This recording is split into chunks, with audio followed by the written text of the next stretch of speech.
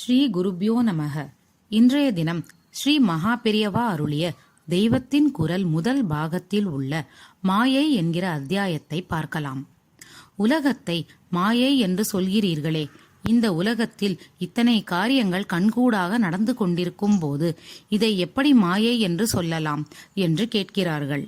மாயை என்றால் அடியோடு இல்லாத வஸ்து என்று நினைத்து கொண்டு இப்படி கேட்கிறார்கள். ஆனால் மாயை என்பது அடியோடு இல்லாத வஸ்து அல்ல. மாயை என்பது கானல் நீர் மாதிரியானது. கானல் நீர் கண்ணுக்கு தெரிகிறது, ஆனால் உண்மையில் அதில் ஜலம் இல்லை.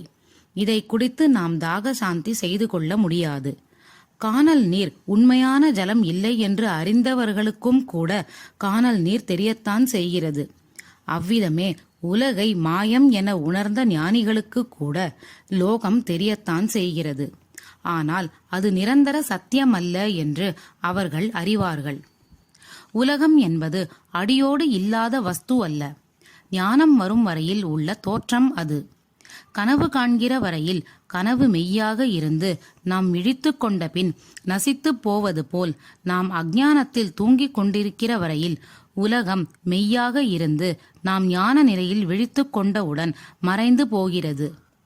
இவ்வாறு அப்பட்ட பொய்யாக இல்லாமல் தோன்றி மறைகிற தற்காலிக உண்மையாக உள்ள உலகம் கிளிஞ்சலில் வெயில் பட்டு வெள்ளி மாதிரி மினுமினுப்பது போல் பிரம்மத்தில் மாயையால் உலகம் தற்காலிகமாக மினுமினுக்கிறது. மாயை என்பது ஞானிக்கு பூஜ்யம்தான். ஆனால் ஞானம் வராத நிலையில் உள்ள ஜீவன் தன்னை ஒரு தனி எண்ணாக வைத்துக்கொண்டு பக்கத்தில் இந்த பூஜ்யத்தை சேர்த்து கொள்கிறான்.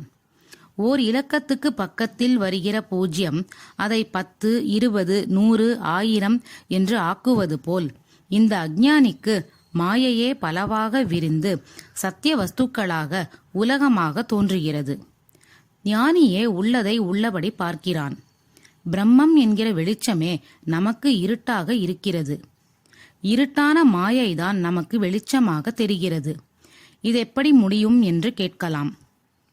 மாயையும் பிரம்மத்தை சார்ந்து அதனிடமிருந்து சிறிது பிரதிபலிப்பான ஒளி பெறுகிறது.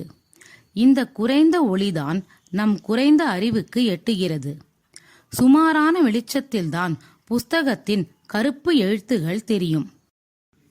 ஜொலிக்கிற சூரிய வெளிச்சத்தில் நேரே புஸ்தகத்தை பிரித்தால் எழுத்தே தெரியாது. நமக்கு மாயையின் அற்ப பிரகாசத்தில் உலக காரியங்கள் தெரிகின்றன. ஞானியின் ஆத்ம பிரகாசத்தில் அவை மறைந்து போகின்றன.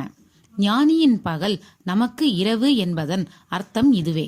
இதுவே இந்த மாயை என்ற அத்தியாயத்தின் சாராம்சம். குருவே சரணம்.